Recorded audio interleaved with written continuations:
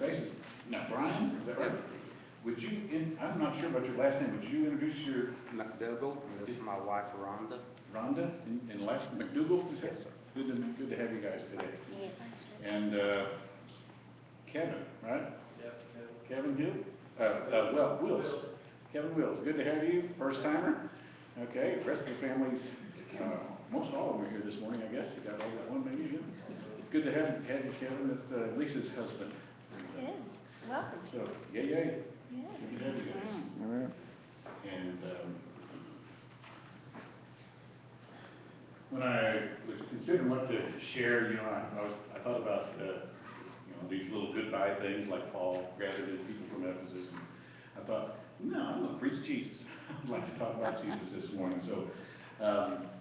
So I would like to start with one of my favorite areas in the Bible. Isaiah 53 is like way up there at the top.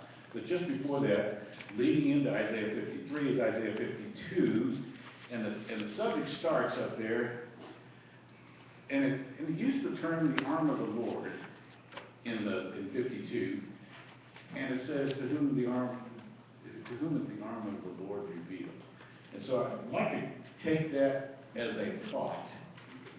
But in context, I'd like you to read there, starting at verse 7 of Isaiah 52. How beautiful on the mountains are the feet of him who brings good news, who proclaims peace, who brings glad tidings of good things, who proclaims salvation, who says to Zion, which would be like Jerusalem, who says to Zion, the hill Zion, your God reigns.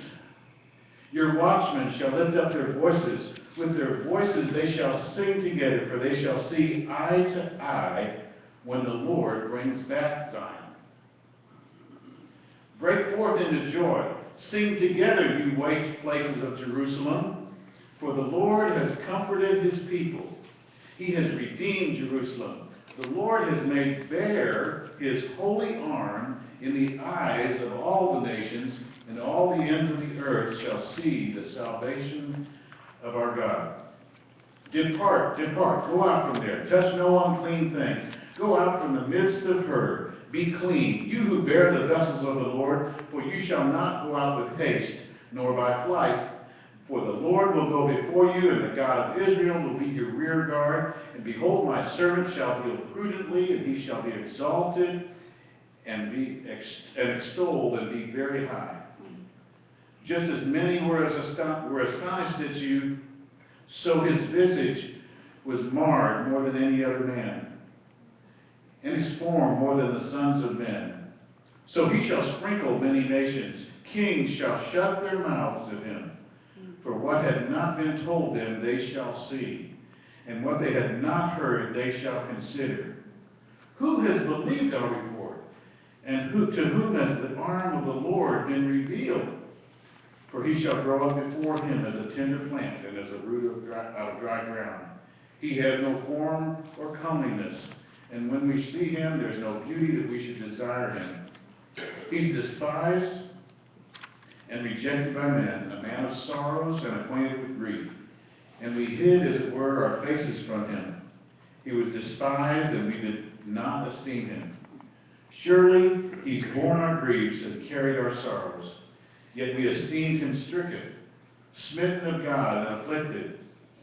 But he was wounded for our transgressions.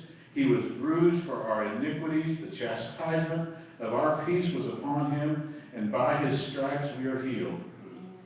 All we like sheep have gone astray. We've turned every one to his own way. The Lord has laid on him the iniquity of us all.